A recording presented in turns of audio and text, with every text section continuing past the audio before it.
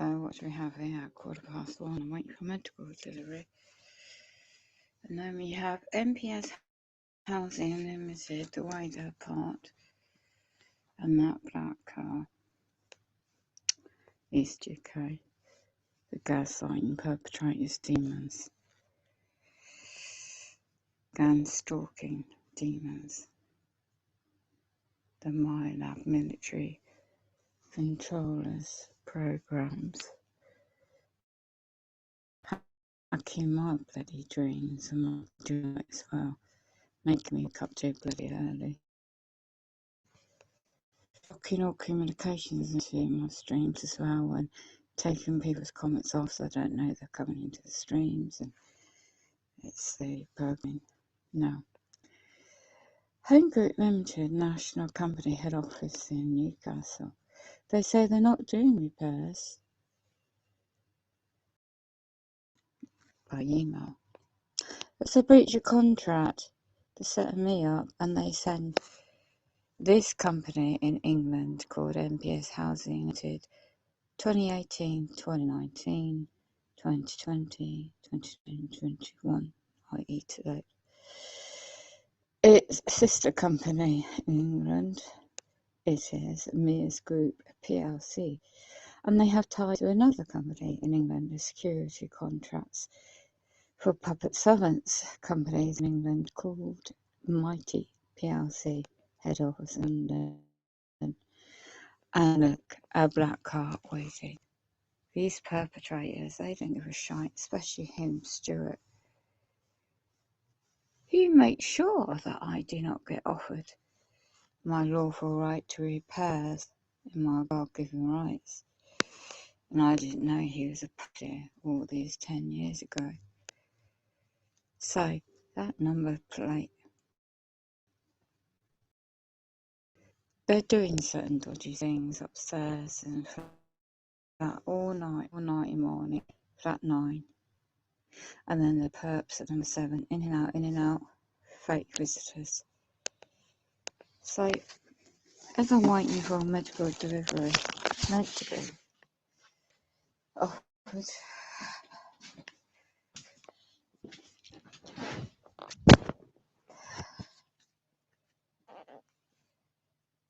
They're hacking into everything I own, so I've just been sent off now because it's radiation effects. It doesn't really matter about the internet, I don't know. I've got audio evidence.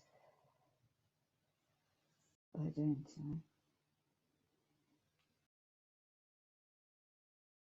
There's 5G towers everywhere.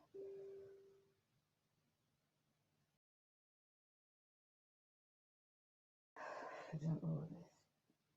It's money.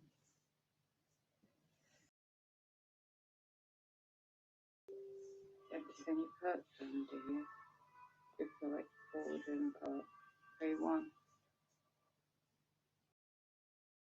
And a certain stream individuals been going.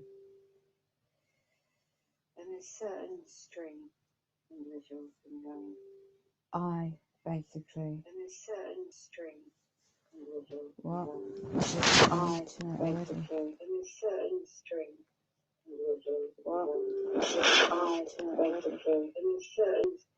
I thought so. They're hacking my bloody, no matter what device I use, they're hacking it. Right, evidence based. Go away, demons. Right, really? This is not the theme I set up on my phone.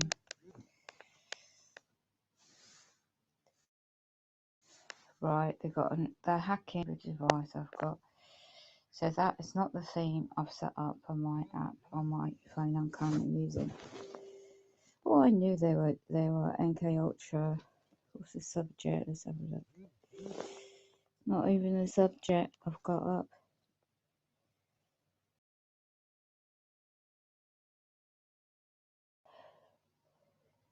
NK Ultra mind control and mind control attack the soul.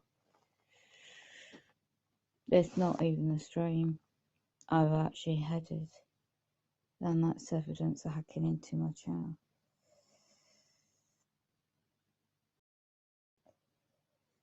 North Arizona are not what they're claiming Be careful about people. Yeah, I've seen those solar things. I did a lot. I used to live in Arizona. They're big fucking like satellite mirrors to bounce things back and forth. Yeah. The satellite mirrors. I hear you. Wherever. Be careful. Fucking weird. But yeah, at least it's like nice and warm now. 43. He's been set up by Bobby.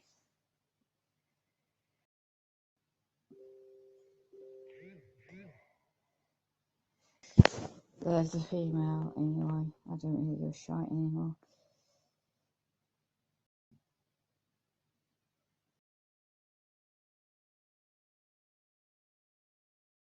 He set up 3 weeks ago. Yeah.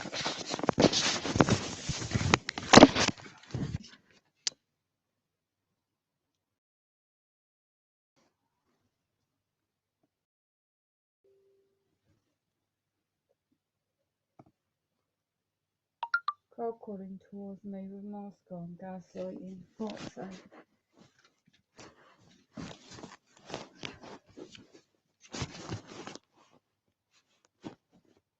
Gone into flat 1 to 6. With parts, really.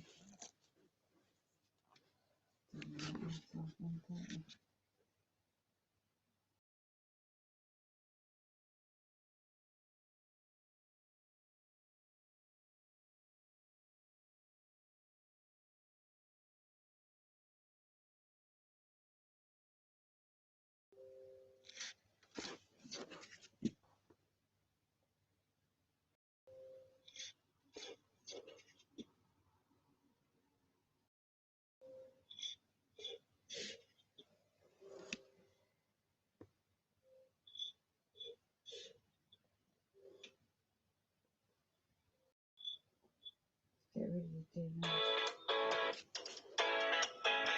The British Academy of Interior Design. They began to weep aloud, and they tore their robes and sprinkled dust on their heads. When they sat on the ground with him for 7 days and 7 nights, no one said a word to him, because they saw how great his suffering was. These friends came to be with him, only to be with him. Even though there wasn't anything that they could do to make his life go back the way it was, they still came to be with him, and they mourned for him, tore their clothes, and laid in sackcloth as if their own lives had fallen apart. I bet this made Job feel a pinch of relief to realize that even though he has lost a lot, he has not lost everything. And this is how friends are meant to make each other feel. When life throws you a random tribulations, as it always does, it pays to have friends who can even come sit by you. The Bible says in Galatians 6:2 that we ought to carry each other's burdens, and in this way you will fulfill the law of Christ. Opening yourself up to people puts you in a place to fulfill the law of Christ, because surely there will be someone to share your burden with you. Try it today. The neighbor always smiles. Hacking up bloody phone already. Smiling at you. Why don't you smile back? The coworker who always asks if you need any help. Why don't you get comfortable and ask them to lift some of the burdens that are overwhelming you? You always get invited for coffee or drinks. Today, say yes. Today, let someone in your life. Let someone love you. Let someone share your sufferings, even if it's just through conversation. It will lift a heavy weight off of your chest.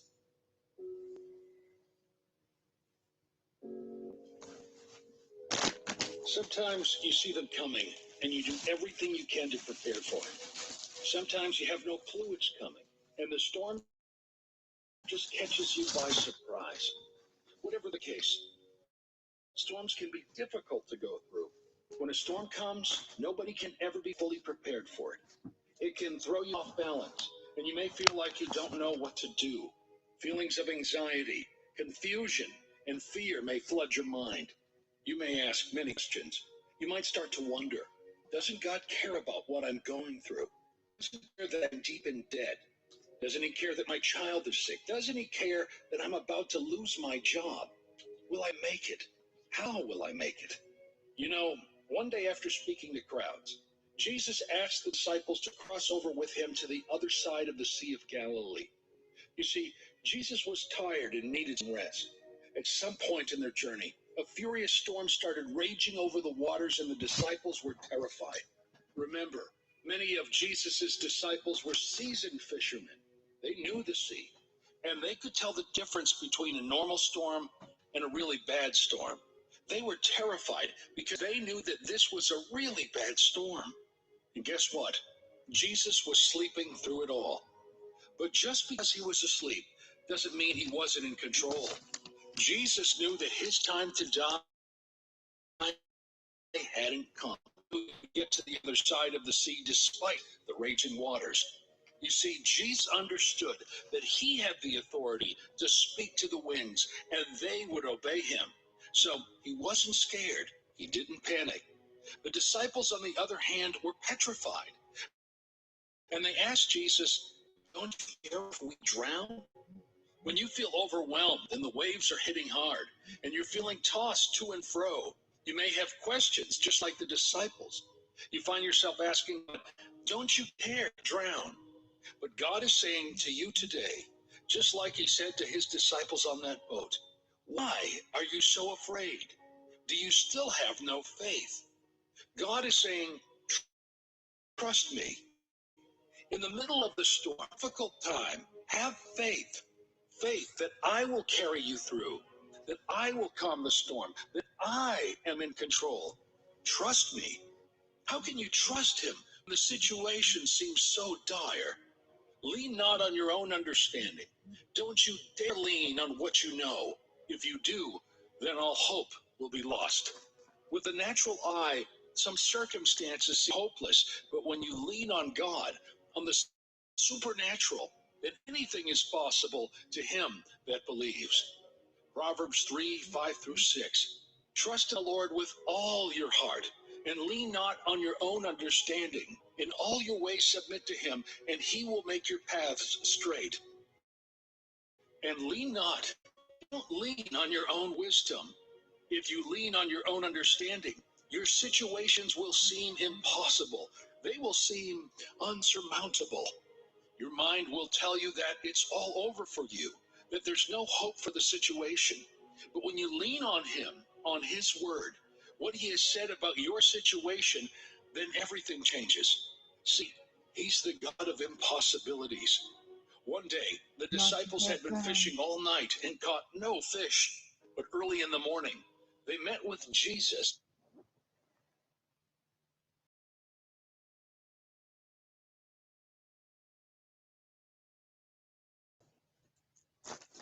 Put it in.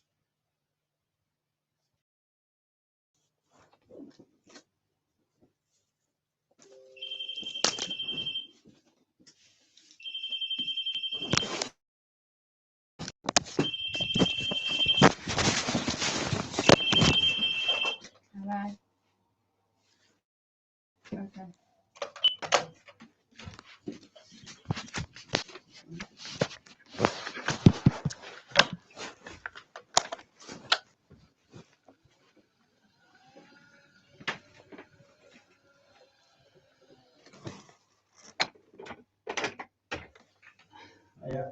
Oh, yeah. Thank you. Thank you.